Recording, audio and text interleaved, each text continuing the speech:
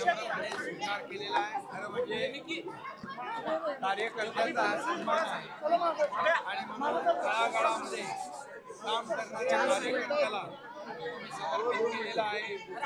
अतिशय समर्पित भावनेने काम केल्यानंतर अशा प्रकारचे पुरस्कार मिळतात आणि म्हणून मी यांनी ब्राह्मण सेवा संघाचं मनापासून अभिनंदन करतो आणि त्यांना धन्यवादही देतो. बाई, शेतकऱ्यांच्या संदर्भातल्या मदतीचा स्टेटस काय आहे? दिवाळीचा सण अगदी एक आठवड्यावर आलाय आणि शेतकऱ्यांना वाऱ्यावर आमचं महायुती सरकार सोडणार नाही.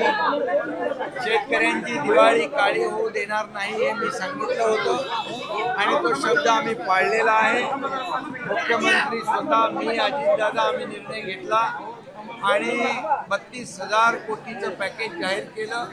दिवाळीपूर्वी त्याच्यातले पैसे शेतकऱ्यांच्या खात्यामध्ये जातील आणि बिलकुल त्यामध्ये शेतकऱ्याला आम्ही वाऱ्यावर सोडणार नाही. हा जो शब्द आम्ही दिलेला आहे तो शब्द आम्ही पाळलेला. भाई दंगेकर तुमच्या सोबत आहेत, रवींद्र दंगेकर. त्यांना काही तुम्ही समज दिले का? कारण देवेंद्र फडणवीस म्हणाले होते की त्यांच्या बॉसला त्यांची कंप्लेंट करू. दंगेकरांशी माझं बोलणं झालेलं आहे. दंगेकरांना मी सांगितलेलं आहे की महायुतीमध्ये दंगा नको.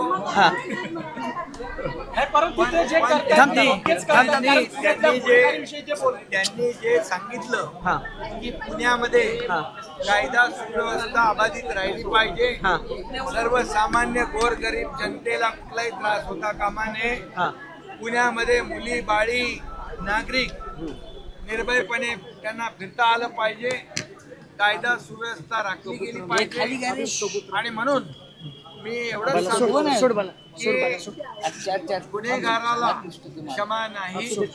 गुन्हेगार कोणी असू द्या त्याला पाठीशी घातलं जाणार नाही आणि पुणेकर जनतेला ज्या अपेक्षा या ठिकाणी गुन्हेगारी मुक्त पुणे याप्रमाणे दंगेकरांचं देखील म्हणणं होतं आणि म्हणून शेवटी आम्ही सरकार म्हणून कायदा सुव्यवस्थेचं रक्षण करणं ही आमची जबाबदारी आहे.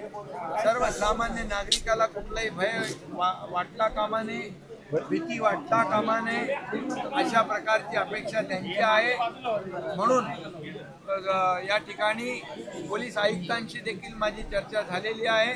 कुठल्याही गुन्हेगाराला पाठीशी घातलं जाणार नाही, कुठल्याही गुन्हेगाराला माफ केलं जाणार भाई, जे आलेत अमितेश कुमार ते कुठेतरी कमी पडतात असं वाटतं का? आल्यानंतर त्यांनी एकदम डॅशिंग मध्ये या सगळ्या गुंडांची परेड काढली, मात्र आता कुठेतरी फेल ठरतायत ते. बिलकुल यामध्ये कायदा सुव्यवस्था राखण्याचं काम पोलीस करतायत.